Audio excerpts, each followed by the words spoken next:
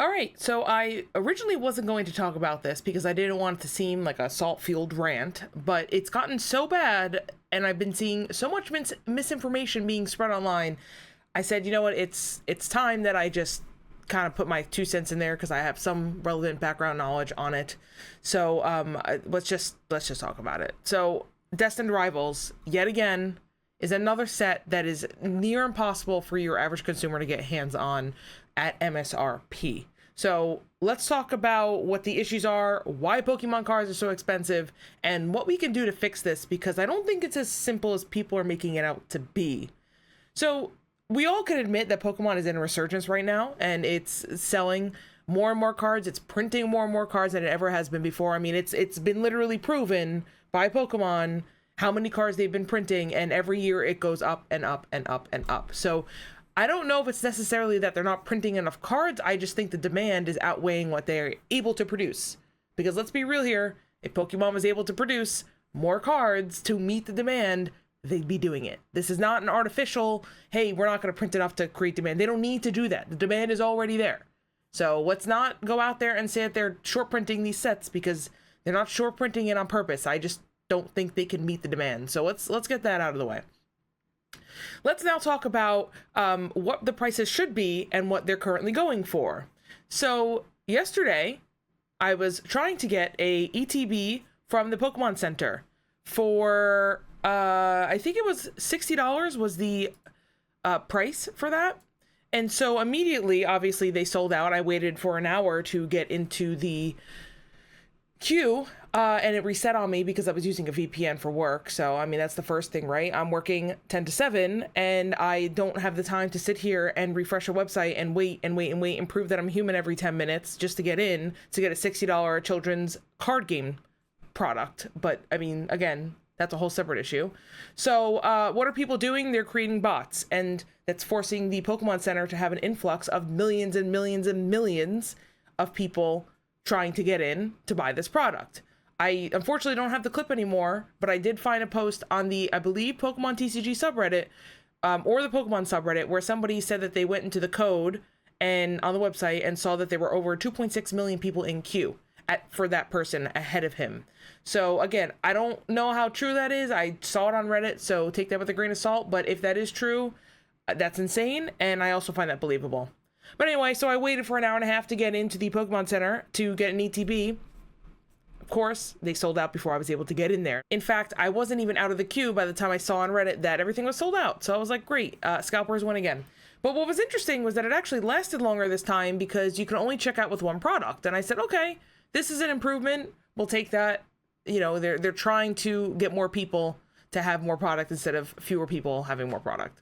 So then later in that Reddit thread where they said that they were sold out, they posted this. On eBay, the ETBs are being relisted at $1,500. Now you might be saying, oh, holy hell, no one's going to pay for that. And that's where you're wrong.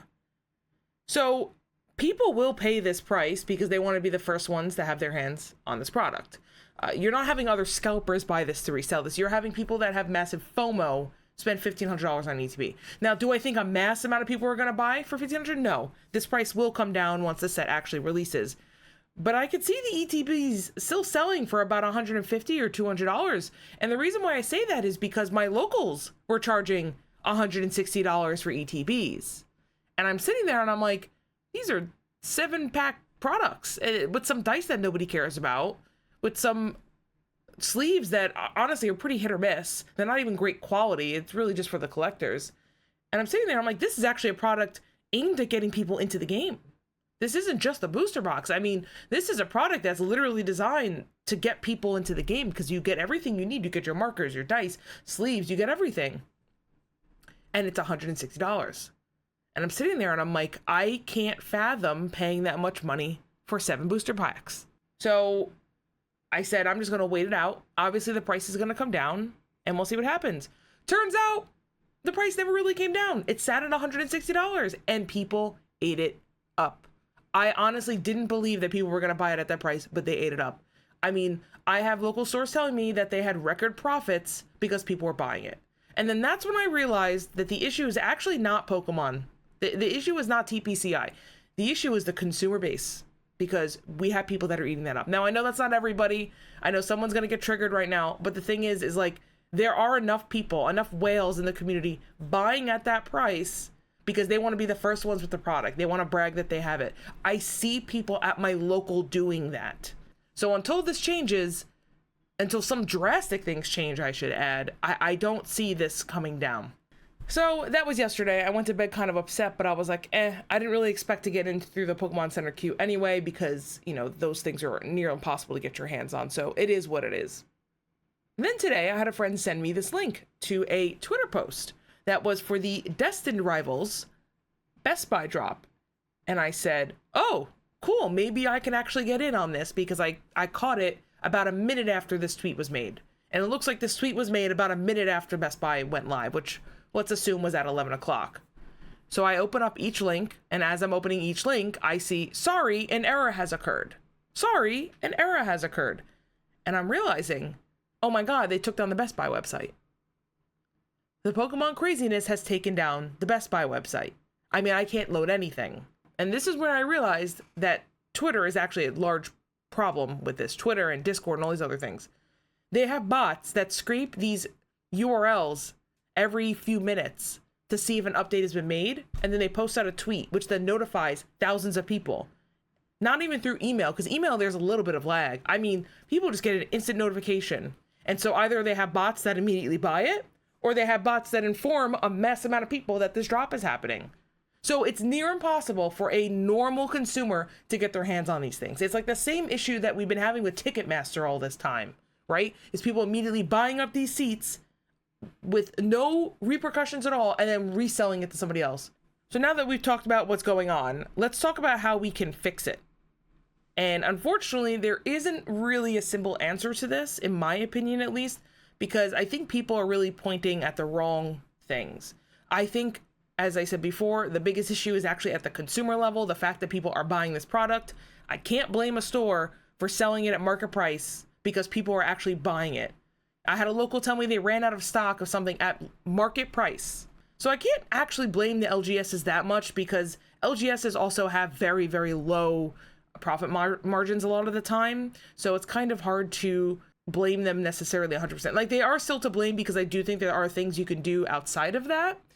So like, for example, one of my LGSs, if you wanted to buy it at MSRP, you could buy it, but the seal is broken, so you can't resell it. So for 99.9% of the people that walk into that store, that's fine, because they were going to open it anyway. But then for the 0.1% that want to buy it and flip it, obviously, they're going to go in there and buy up the entire supply at $60 for MSRP for an ETB. No, they also put limits that you couldn't buy more than like 1 or 2 ETBs or something like that at MSRP. So I respect that LGS a lot, because I feel like they really put the consumer first. But the problem is, I don't actually know what they were paying for those ETBs, because, you know, theoretically, when you get it from a distro, you're getting it for under MSRP, and then you're selling it at MSRP, or like just under MSRP, right? That's the theory, is that you're going to compete with the people around you to try to sell something as close to MSRP as possible. But that's where the problem actually starts coming in, is I actually think that LGS was selling at a loss, and I'll tell you why. So for those of you who don't know, Pokemon was to TPCI, right? They're printing everything. They sell to, oh God, that's bad. They sell to distributors. And what these distributors do is they're basically like the high-level managers. TPCI cannot deal with millions and millions and millions of card stores around the world. But then what they can do is deal with a few thousand distributors. So I don't know how many they actually have, but let's just use those numbers because it's a little bit easier to comprehend in regards to this specific scenario. So they sell it to a few thousand distros. Distros are usually region-based, so you can have the distros sell within their own regions. They know the market in the region, you know, et cetera, et cetera. So the distros are dealing with more local people and dealing with the LGS. And then the LGS is going to sell to the consumer. So you have to remember something. TPCI selling to the distro doesn't change. The price that they're selling to the distro, as far as I'm aware, does not change. Maybe it fluctuates a little bit depending on if they're having a shortage or something like that. But as far as I understand, this remains the same. The problem is that TPCI does not ever see how much the consumer actually pays for it, because they're not dealing with the consumer. It's actually going through two separate sources before it hits the consumer. TPCI printing these cards costs the exact same for them, right? They have deals with printing companies. They're going to sell something, and the cost to print a Budu versus the cost to print a Mega Charizard X is probably like maybe 1 or 2 cents, like for them. But to us, by the time it reaches us, by the time it gets through distro, by the time it gets through your local card store, the money is actually not based off the actual materials. The money is based off of what people are willing to pay. We have to keep that in mind here. So the problem is that they sell it to distro, and now distro is basically the one that determines what the price is going to be. So distro normally sells the LGS still under MSRP, so that by the time it gets to the LGS, it's at MSRP. This is not happening currently. What's currently happening is distro is selling it to LGS for an insane uptick, because they know that these LGSs are going to be making a lot of profit. So they're saying, hey, let's just upcharge so that we can get some of that profit too. So what's happening is, even though distro is buying it from TCPI at the same price, so part of the problem is that distributors are selling to LGSs above what they're normally selling it for. Now, I can't give you exact numbers, but I have heard from multiple of my locals telling me that distro has jacked up the price, has cut your allotment, and they are actually selling above MSRP. So I have heard from multiple of my local game stores. I don't want to mention any names. I can't mention any prices, but I can tell you that distro has realized that the market price has gotten so astronomical, and the fact that people are actually paying those prices, they felt the power to actually increase what they're selling into the local game store, which is now putting pressure on the LGS to sell it at market price. What is market price? Market price is TCG Player. And that is where the second issue lies, is that you have an online store like TCG Player with millions and millions and millions of people on there buying, selling, trading, doing whatever you're doing on that website, creating an inflated cost on this product simply because they can.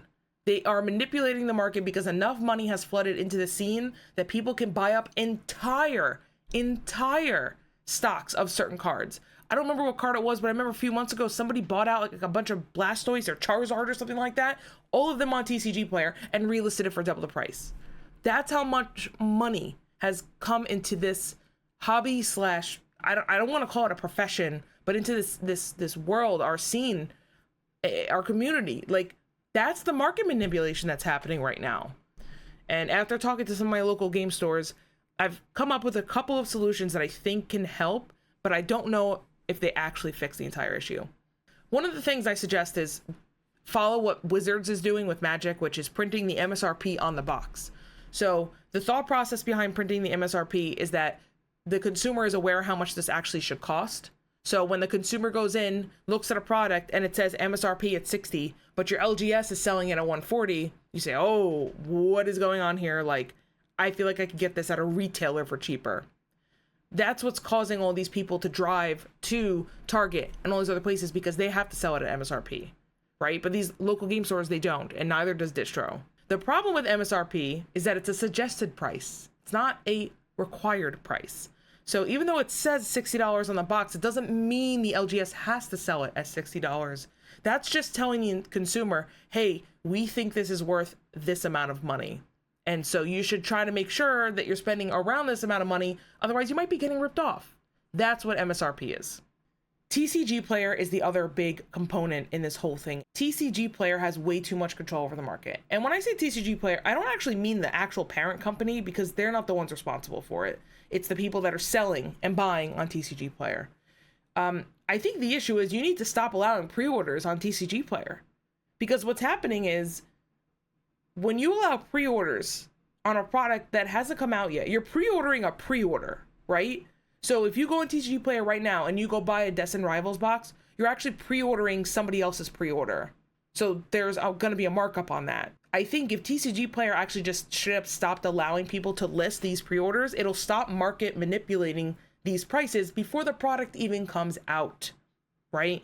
And I think that's the only other thing that we as a community can do to fix this, because that's what's creating this chain of events. Distro is seeing what the market is selling for. They want a cut of that because normally in this pyramid, they don't actually see a return of whatever it is when it hits market price. So, hey, you guys are making $140, but I'm selling this to you at $40. I'm going to sell it to you for 80 or 90. And then the LGS has to make a markup. So they're going to have to sell for 110, 120. And then the consumer goes, wait a minute, how did it get this high? Well, that's how, because distro wants a cut. Because honestly, TCG players' biggest issue is just the fact that it's so easily manipulated. Like I said earlier, people want to get their hands on this product. And unfortunately, there's a lot of people in this hobby. It's kind of a gambling hobby where you have addicts that just keep buying. And I feel bad. It's just buying. I saw it with Prismatic Evolutions. You know, I'll be honest with you. I legitimately thought Prismatic Evolutions was just going to flop because it was too expensive. And when I heard some of the numbers my LGS was making, I was like, I don't blame you for selling it at that because people were buying it. I don't know. It's kind of a bleak world for Pokemon cards right now. Like, you know, I play on the competitive side. I used to be a big collector, but I just strictly, I can't afford to collect anymore, which sucks because this is a children's card game that I've been involved with since it came out in the 90s. So what was that, 98 in America? So it stinks as a collector. As a player, it remains the cheapest card game to play. So I feel weird complaining, but you know, as a player, I still want to open some product. I want to support my LGS. Like, I legitimately want to support them, but I can't support them through sealed product anymore. And unfortunately, until things change, I can't pay $200 for a booster box. I think Journey Together booster boxes are going to be 200 plus. And I'm assuming the same is going to be with Destined Rivals. So until something changes, get ready for your booster boxes to cost the price of a collector booster box in Magic, because some of this is getting really insane. And I can't.